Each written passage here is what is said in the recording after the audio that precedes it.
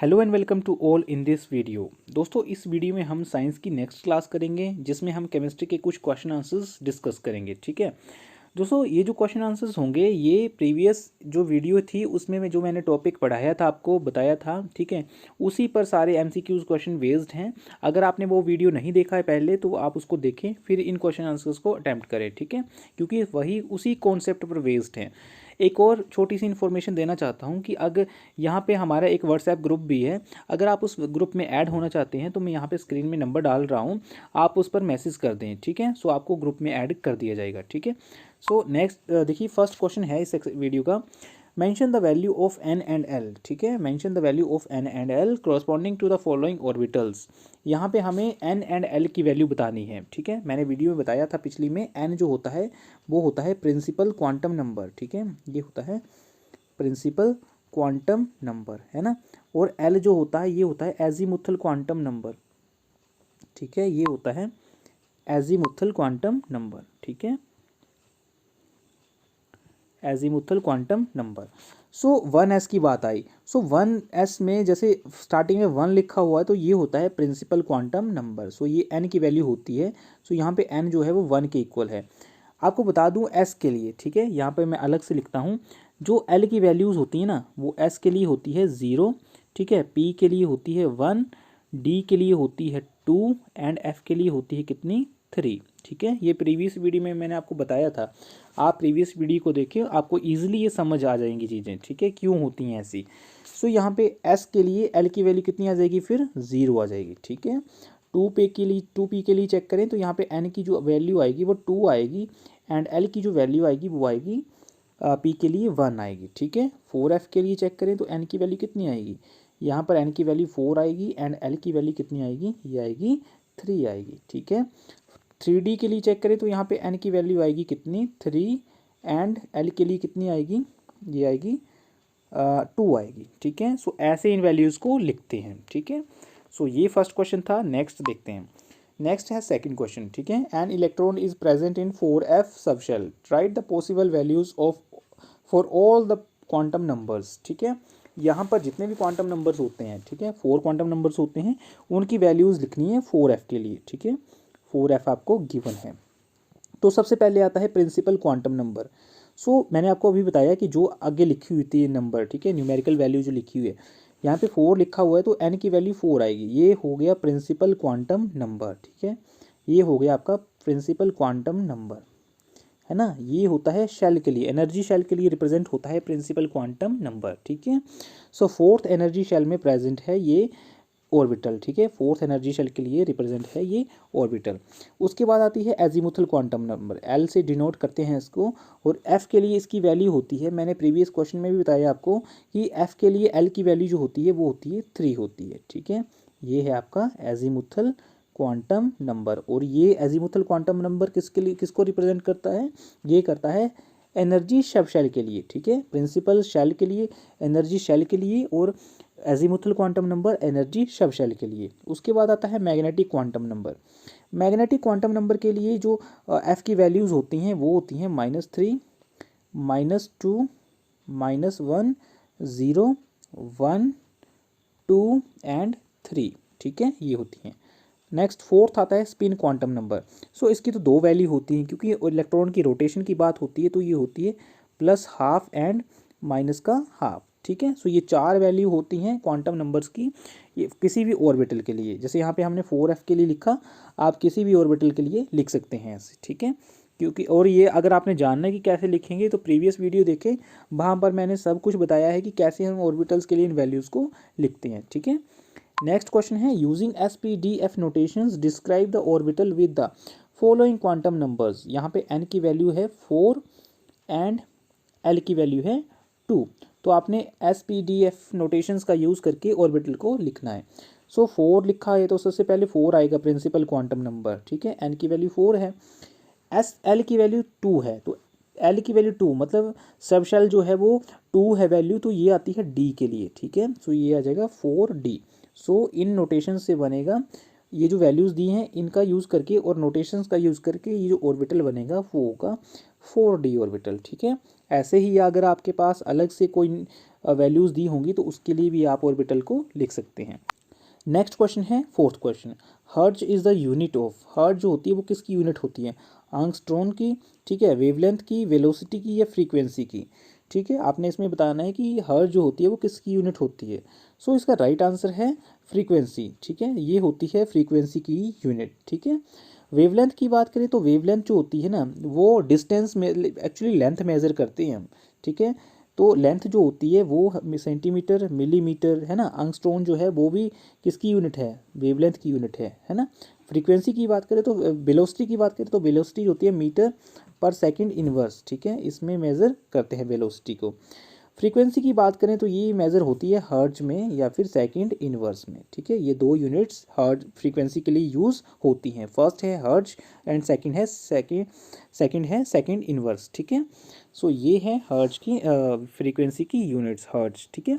Next देखते हैं, देखो यहाँ पे फिगर भी दी हुई है, जिससे अब आपको बताऊँ मैं कि वेवलेंथ क्या होती है, ठीक है। सो ये जो लैम्डा होता है ना ये वेवलेंथ होती है, और मैंने बोला कि वेवलेंथ जो होती है वो डिस्टेंस होती है। सो डिस्टेंस किन के बीच में, दो कंसेक्यूटिव ट्रफ्ट के बीच में या फिर दो कंसेक्यूटिव क्रस्ट के बीच में, ठीक है, ये, ठीक है। सो ये लेंथ को हम दो ट्रफ के बीच में या फिर दो क्रस्ट के बीच में मेज़र करते हैं, वो होती है वेवलेंथ, ठीक है, इसको वेवलेंथ बोला जाता है।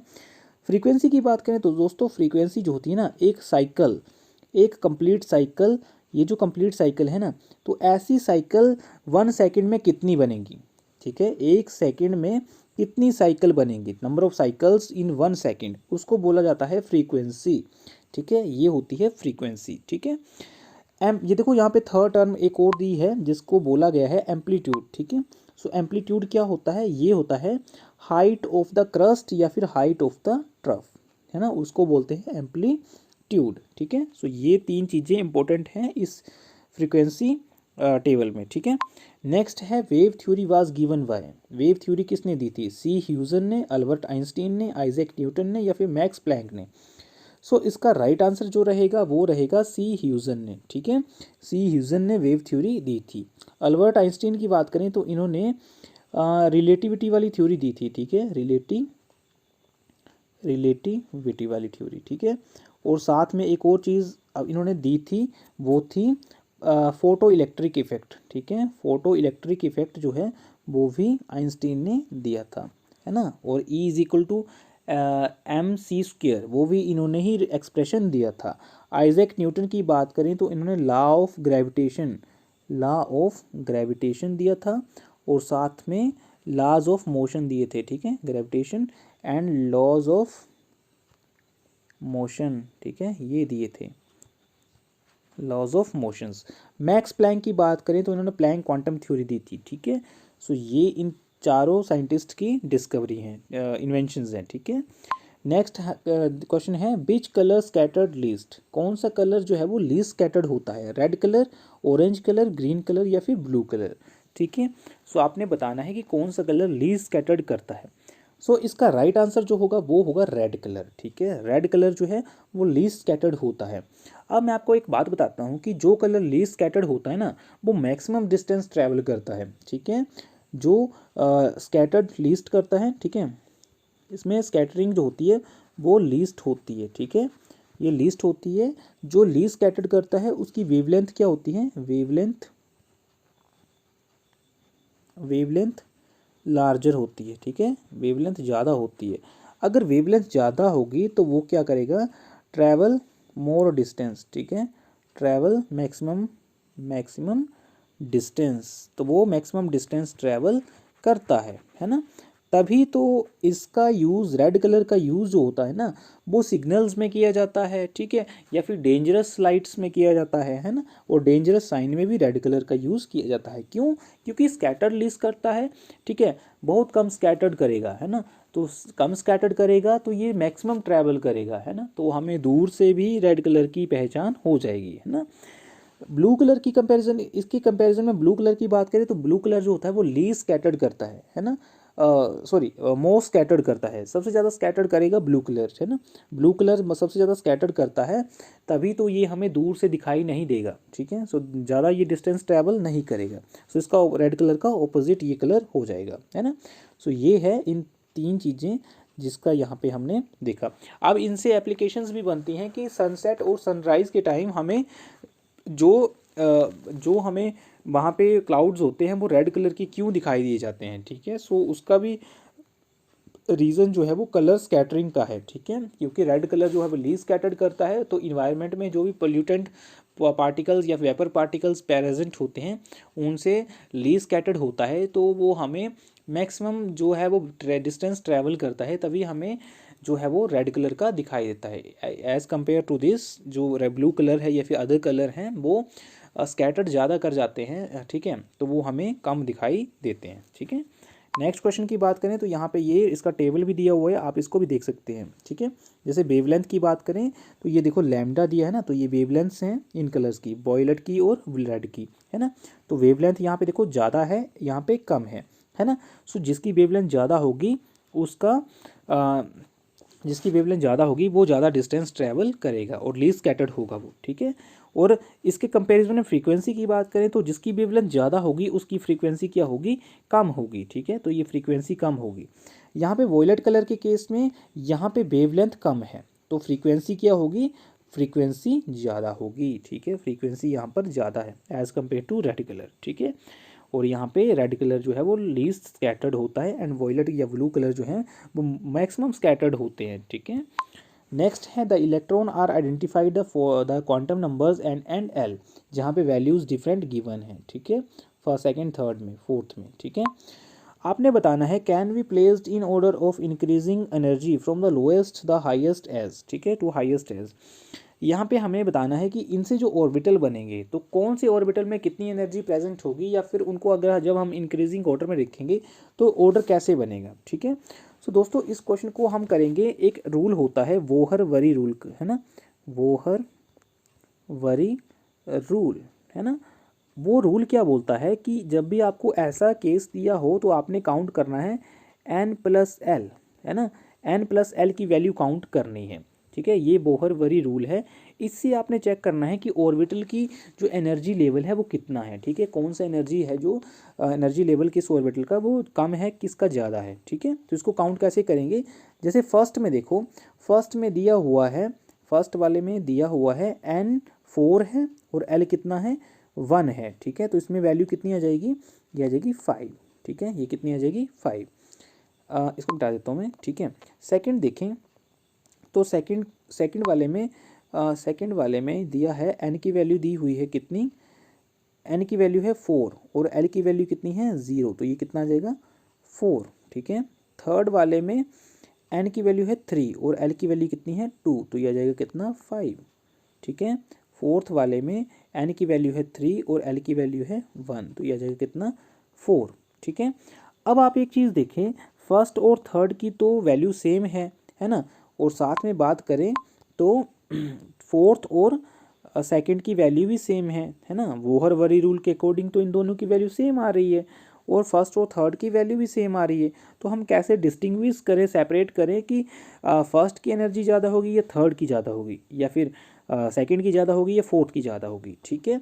सो पहली बात तो ये, जब हमने इस रूल को कैलकुलेट किया तो हमारे पास जो लोअर वैल्यू वाले ऑर्बिटल आए वो आए सेकंड एंड फोर्थ, ठीक है, सेकंड एंड फोर्थ जो है वो लोअर एनर्जी के ऑर्बिटल आए। तो सबसे पहले ये दोनों ऑर्बिटल्स में से दोनों ऑर्बिटल लिखे जाएंगे और इन दोनों में से भी एनर्जी लेवल किसका कम होगा वो चेक करते हैं। सो जब आपने ऐसे काउंट कर लेना है वो, और n और l की वैल्यू सेम आएंगी, n+l की वैल्यू सेम होगी आपके पास, तो आपने फिर देखना है n की वैल्यू, ठीक है, फिर आपने देखनी है n की वैल्यू किस में कम है, जैसे 4 यहाँ पर भी है यहाँ पर भी है, इन दोनों में चेक करो कि n की वैल्यू किस में कम है, ठीक है। सो यहाँ पे n की वैल्यू 4 है, यहाँ पे कितनी है 3, सो फोर्थ वाला जो होगा ना इसमें सबसे कम वैल्यू होगी एनर्जी की, ठीक है। सो इस ऑर्बिटल की एनर्जी सबसे कम होगी क्योंकि यहाँ पे n की वैल्यू जो है वो 3 है और यहाँ पे n की वैल्यू 4 है। सो 4 की ज़्यादा होगी 3 की कम होगी, तो सबसे पहले कौन आएगा, फोर्थ आएगा, फोर्थ की सबसे कम, ठीक है, फोर्थ सबसे कम, उसके बाद आ गया सेकंड, ठीक है, उसके बाद सेकंड आएगा क्योंकि n+l के अकॉर्डिंग सेकंड जो है वो भी एनर्जी कम है उसमें।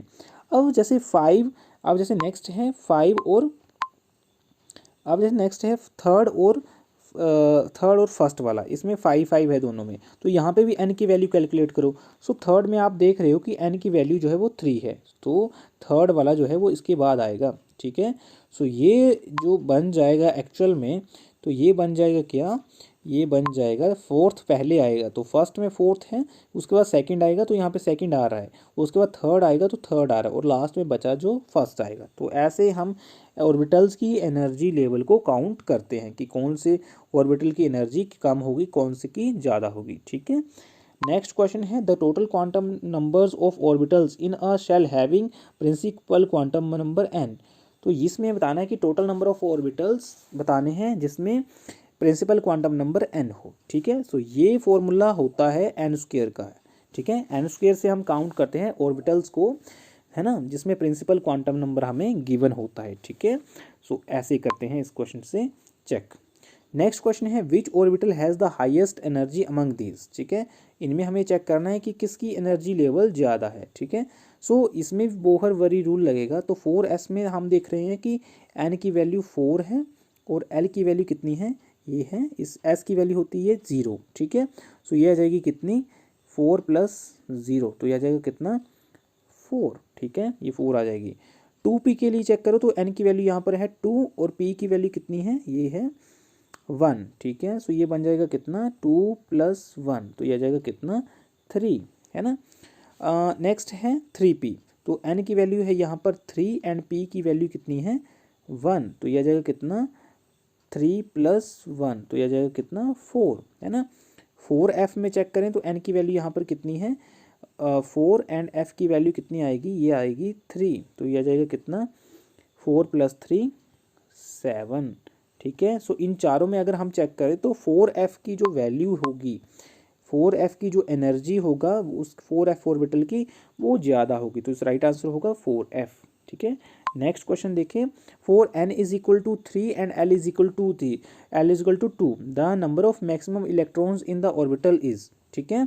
बोल रहा है कि अगर n जो है आपका 3 होगा एंड l जो है आपका 2 होगा, तो इससे कौन सा ऑर्बिटल बनेगा वो चेक करते हैं पहले। सो n तो आगे लिखा जाएगा प्रिंसिपल क्वांटम नंबर, L2 जो होता है वो होता है d ऑर्बिटल के लिए, ठीक है, वो होता है d ऑर्बिटल के लिए। और डी ऑर्बिटल में आपको मैंने फर्स्ट वीडियो में भी बताया था कि यहाँ पर जो ऑर्बिटल बनते हैं वो बनते हैं 10, ठीक है, सॉरी 5 ऑर्बिटल बनते हैं। 5 ऑर्बिटल बनेंगे तो एक ऑर्बिटल में मैक्सिमम 2 इलेक्ट्रॉन्स ऑक्यूपाई हो सकते हैं, ठीक है। सो 5 × 2 10, तो राइट आंसर जो होगा वो होगा 10, ठीक है। सो मतलब इसमें ये जो नोटेशंस वैल्यूज़ लिखी हुई हैं एन और एल की, ठीक है, इनके अकॉर्डिंग 10 इलेक्ट्रॉन जो हैं वो ऑर्बिटल में ऑक्यूपाई हो सकते हैं, ठीक है, मैक्सिमम इलेक्ट्रॉन्स 10 ऑक्यूपाई हो सकते हैं। नेक्स्ट देखें question number 12, Rutherford atomic model suggest the existence of mesons, alpha particles, ठीक है, न्यूक्लियस एटम्स, ठीक है। सो रदरफोर्ड ने जब अपना एक्सपेरिमेंट किया था तो वहाँ से हमें पता चला था कि न्यूक्लियस जो होगा वो प्रेजेंट होता है, ठीक है, किसी भी एटम में, ठीक है। So nucleus is the right answer, ठीक है, राइट आंसर होगा न्यूक्लियस, है ना, nucleus is the right answer, ठीक है। नेक्स्ट क्वेश्चन देखिए 13 question, the quantum number m of a gaseous atom is associated with, हाँ, quantum number m, so m stands for magnetic quantum number, ठीक है। तो मैग्नेटिक क्वांटम नंबर किसके लिए associated होता है, the effective volume of the orbital, the shape of the orbital, special orientation of the orbital, the energy of the orbital in the absence of magnetic field, ठीक है। सो मैं बता दूं कि m जो होता है मैग्नेटिक क्वांटम नंबर, बेसिकली ये एसोसिएटेड होता है the special orientation of the orbital, ठीक है। अगर हम ये देखो 4 क्वांटम नंबर होते हैं, फर्स्ट होता है principal quantum number, that is associated with energy shell of the electron, ठीक है। सेकेंड होता है azimuthal quantum number, that is associated with subshell, energy subshell के लिए रिलेटेड होता है, ठीक है। एंड एंगुलर मोमेंटम के लिए भी एसोसिएटेड होता है। थर्ड आता है special magnetic quantum number, that is associated with the special orientation of the orbital. And fourth आता है spin quantum number, that is associated with rotation of the, ठीक है, rotation of the electron on their own axis, ठीक है। सो वो उसके लिए associated होता है, ठीक है। सो राइट आंसर होगा ऑप्शन नंबर 3, ठीक है। नेक्स्ट है which of the following orbital has dumbbell shape, ठीक है। सो डम्बेल शेप जो होती है वो कौन सी ऑर्बिटल की होती है। सो इसका राइट आंसर होगा पी ऑर्बिटल, ठीक है। पी ऑर्बिटल की डम्बेल शेप होती है, एस ऑर्बिटल की स्फेरिकल होती है, ठीक है। सो ऐसे इसका आंसर जो होगा वो पी जो है वो राइट आंसर होगा, ठीक है। नेक्स्ट देखें, azimuthal quantum number of last electron in N A, ठीक है। Azimuthal quantum number of last electron in N A, sodium, ठीक है। सोडियम में जो लास्ट इलेक्ट्रॉन होता है उसका उसका जो एजीमुथल क्वांटम नंबर होगा वो कितना होगा। तो पहले सोडियम की कॉन्फ़िगरेशन लिखते हैं। इसका एटॉमिक नंबर 11 होता है, ठीक है। 11 होता है तो ये बनती है 1s², 2s², ठीक है, 2p6, तो ये हो गया 10 और 3s1, तो ये लास्ट इलेक्ट्रॉन 3s ऑर्बिटल में आया। सो यहाँ पे हम देखें तो एजीमुथल क्वांटम नंबर कितना है, 3 तो प्रिंसिपल क्वांटम नंबर हुआ, एस जो होगा वो एजीमुथल क्वांटम नंबर होगा, और एस के लिए जो एल की वैल्यू होती है वो 0 होती है। तो यहाँ पे आंसर जो आएगा वो डी आएगा, ठीक है। D is the right answer, है ना। तो D is the right answer. And D में जो जो सोडियम का जो लास्ट इलेक्ट्रॉन होता है उसमें एजीमुथल क्वांटम नंबर की जो वैल्यू होती है वो होती है 0। अगर प्रिंसिपल क्वांटम नंबर की वैल्यू पूछी होती तो वहाँ पर 3 आंसर आता, है ना। सो ऐसे हम इन क्वेश्चंस को सॉल्व करते हैं।